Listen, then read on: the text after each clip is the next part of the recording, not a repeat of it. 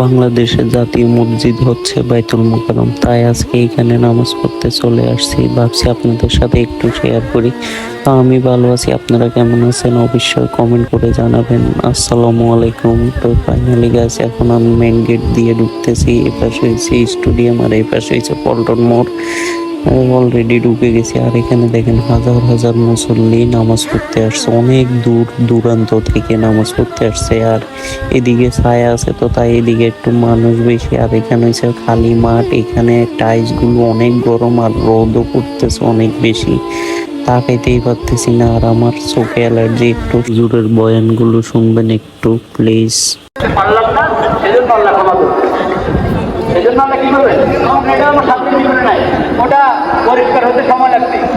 তার আচরণটা সুন্দর হইতে হবে, সে জুলুম থেকে বিরত হইতে হবে, তারপরে আমি তার সঙ্গে ফিরে হইতে পারবো। এখন এত কষ্ট দিবে আমাকে।